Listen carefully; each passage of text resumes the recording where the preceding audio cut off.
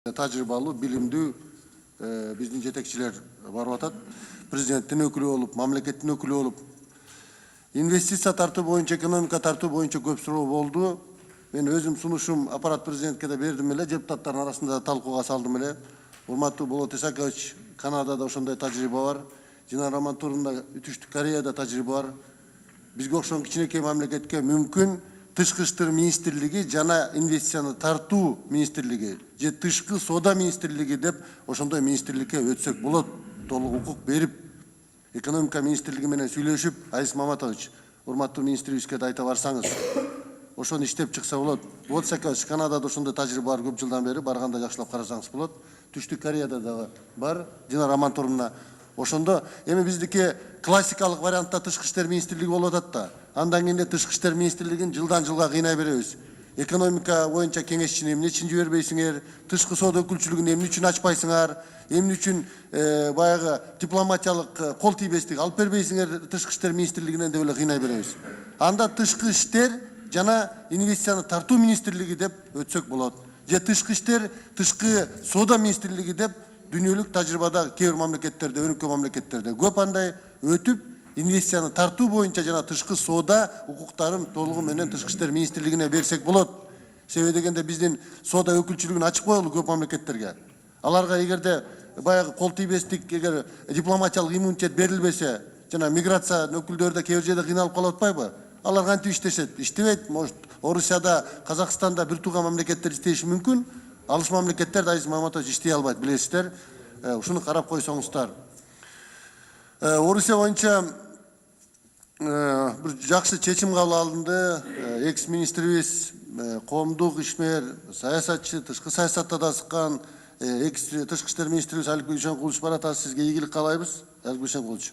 Эми дагы сизге дагы ал жерде оңой болбойт. Жана мигранттар боюнча Абдулхак Мамадрасович бекер айтып аткан жок.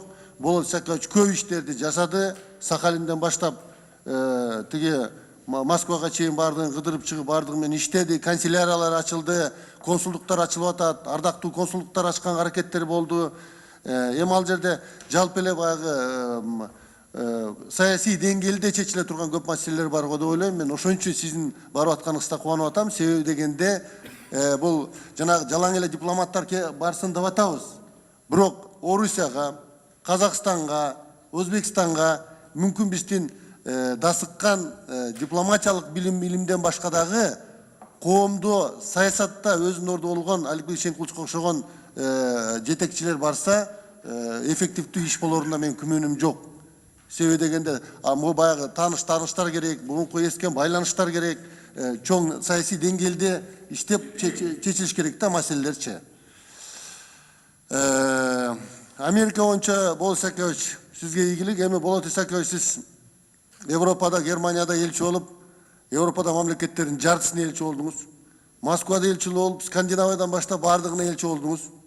Түркияда болдуңуз элчи болуп. Эми Америкага баратабыз. Американын тегерегинде Канада, Латин Америкасы жана аралдардын баарын Азиз Маматович кошуп бериш керек го. Болот Исаковичке эгер элчилигибиз жок болсо, ал жердечи. Анан ошо менен Болот Исакович мында дүйнөнүн бардык жеринде иштеп келет, Кудай буюрса. Анан дагы мен ойлойм татыктуу орун таап аткан деп. Америка менен байланышта биздин бир гана маселебиз, чоң маселе. Бул Канек Капашов айткан келишим. Убагында денонсация кылдык, бирок каалайбызбы, каалайбыз, Америка дүйнөнүн биринчи экономикасы, дүйнөдө бардык технологиялардын эң алдыңкы өнүккөн мамлекет, көбүнчө билим берүү боюнча, жаңы технологиялар тартуу боюнча. Анан өзгөчө айтат элем, бир кезде Болот Исакович, Америка менен дагы баягы экономиканы өнүктүрүү фондун ачууга аракет болгон. Кийин ачылган, кийин токтоп калды, иш болбой калды да. Бир жакшы келишим керек го деп ойлойм. Ушул багыттардын бардыгын билим берүүнү, жаңы технологиялар тартууну, инвестиция тартууну, туризмди өнүктүрүү боюнча камтыган бир кеңири келишим күтүп турат да. Бул азыркы учурдун талабы. Бирок эми башка саясий маселелер да болушу мүмкүн. Бирок эгер ошол келишимди кол коюп келсеңиз, 3 жылдан кийинби, канча жыл иштейсиз, иштей баштаган, иштеген бир практикалык келишим кол коюп келсеңиз, мен ойлойм, сиздин аякта өткүзгөн убактыңыз ал текке кетти деп айтпасаңыз болот. Анан себеби дегенде башка маселелер ал өзүнүн жолу менен кете берет. Президенттин өкүлү, өкмөттүн өкүлү турат. Президенттин өкүлүн куттуктайм. Бул жолу татыктуу элчиликтер келди. Өкмөттүн өкүлүнө кайрылат элем. Эгерде чарбалык, финансылык маселелердин бардыгын чечип бербесеңиздер, иштеш кыйын болот. Биздин элчиликтер бул мамлекеттин жүзү. Алган айлыгы эгер Тажикстандын дипломаттарынан же болбосо ошол ар түрлүү арал мамлекеттеринин бир Африка мамлекеттеринен кичинекей болсо, мисалга айтып атам. Салыштырып убагында ошондой эле. Эч кандай транспорттук каржылоолору жок болсо, бир берип, бир кыскартылып атса, протоколдук каржылоолору жок болсо, иштеген мекемелерине, иштеген офистерине башка элчиликтерди чакырып сүйлөшүп же болбосо чай бере албаса, транспорттоо болсо эксплуатациялык мөөнөттөн 2-3 жол өтүп кеткен транспорттор менен жүрөт элчиликтер. Туурабы Азиз Маматович? Аны эмне көтөрбөй атасыздар? Ушуну жазып алыңыз, урматтуу өкмөттүн өкүлү Мухаммедкалый Дүйшөгөч айтып барыңыз. Биз элчиликтерди, алтын элчилерди азыр дайындап койсок болот. Анан баргандан кийин эртең спонсорлор тартып атыптыр, коррупцияга малынып атыптыр деп туруп баштайбыз анан кийин дагычы. Акча бербесек болот да ошондой, анан спонсорлор тартышат да, депутаттар тозолду деп. Чай берели депутаттарга деп. Мындай фактылар мүмкүн жоктур, бирок убагында болуп келген. Азиз Маматович жана урматтуу элчилер жакшы билесиздер. Бул ар бир элчини, урматтуу премьер-министрибиз ар бир элчи менен сүйлөшүп бардыгын бериш керек. Анан бизге келсе, бир да жолу өкмөттүн алып келген бир сураган каржысын же алып келген бир дагы мыйзамын, мына 3 жылдан бери депутат болуп иштеп атабыз, бир керектүү мыйзам болсо бир да жолу артка кайтарылган жок. Мен бюджет финансы комитетиндемин. Бир же өкмөттүн алып келип сурап келген акчасы артка кайрылган жок. Эң биринчи элчиликке бериш керек го деп ойлойм. Эки министрликке бул коопсуздук комитети менен, ички иштер министрлиги менен, тышкы иштер министрлигин толугу менен камсыз кылып бериш керек. Ошондо мамлекеттин тышкы ички коопсуздугу жайында болсо, тышкы саясат жайында болсо, анан калганыбыз ички саясат менен ызылдашып тартышып кете беребиз. Канайым Жумадыловна, сиз эми чоң өзгөчө бир жооптуу убакытта баратасыз. Кытай боюнча азыр талаш тартыш көп болуп атат. Эми Кытай мамлекетине өзгөчө ыраазычылык билдириш керек биринчи. Кытайдын бийлигине да өзгөчө ыраазычылык билдириш керек.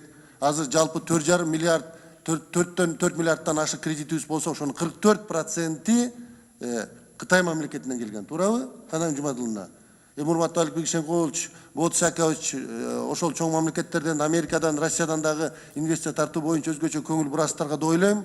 Себеби дегенде биз ички каражатыбыз менен, ички кирешебиз менен урматтуу премьер-министрлерде дайым ошол сурооду берем, айтып келатышат, биз өзүбүздү багыш кыйын болуп калат чоң проекттерди ишке ашырганга деп. Анан эми Кытай дүйнөдөгү эң алдыда өнүгүп келаткан эки экономиканын бири, 13 триллионго жакын экономикасынын көлөмү жылына 6-7% өнүгүп атат. Жылына ар бир адамга болгон киреше, ар бир адамдын башына болгон киреше $900 000 өнүгүп атат.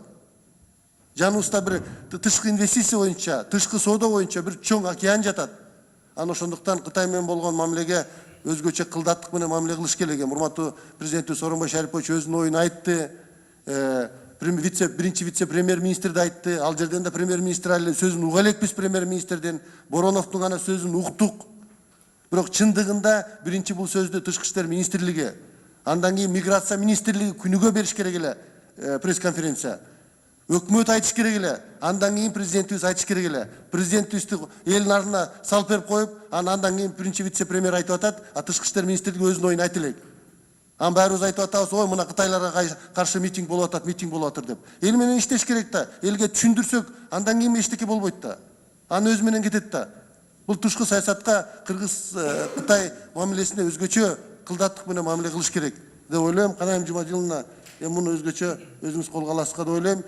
Өткөн жолу Казакстанга баратканда, Жээнбек Молдокановичти Казакстанга элчи болуп дайындап атканда, мен өзүм сунушумду айттым эле. Эмне үчүн ушу Кыргызстандагы белгилүү Кытай тилин билген, Кытайды билген элчибизди Казакстанга жиберип атасыздар. Эми ким келатат деп. Бирок Канайым Жумадыловна келгенин аябай бул ыраазы болдум. Канайым Жумадыловна аябай дасыккан Кытай багытында кесипкөй, сизге ийгилик каалайм. Бардыгыңыздарга ийгилик каалайм. Рахмат сизге.